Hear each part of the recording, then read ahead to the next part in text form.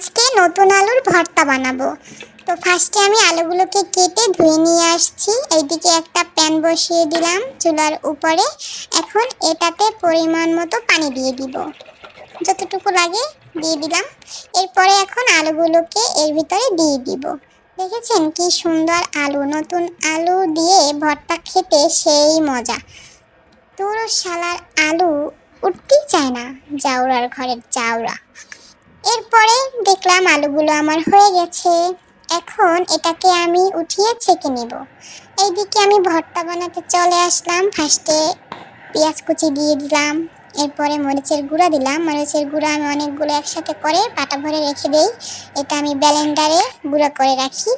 এরপরে আমি এখানে সরিষার তেল দিলাম, লবণ দিলাম। এখন হাত দিয়ে এটাকে ভালো করে চটকিয়ে নিতেছি। হ্যাঁ, এরপরে এর ভিতরে দিয়ে দিব সেই যে আলু। দেখেছেন কি সুন্দর আলু।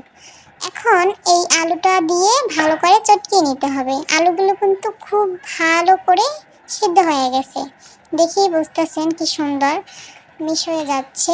তারপরে এখন যত শক্তি আছে শরীরে সব আলুর উপরে প্রয়োগ করতে হবে। তারপরে এই যে আমি ভালো করে চটকিয়ে নিচ্ছি। এরপরে যদি মনে করেন যে হচ্ছে না, আলু শক্ত রয়ে গেছে, তাহলে এরকম ঘুষি মেরে তারপরে আলুগুলোকে একদম নরম করে ফেলবেন। ফাইনালি আমার আলু ভর্তা বানানো শেষ। দেখেছেন কতটা মিশ হয়ে গেছে। এখন আমি সবটা মাঝখানটায় নিয়ে নিচ্ছি। তো এই যে আমার আলু ভর্তা বানানো কমপ্লিট, সেই স্বাদ।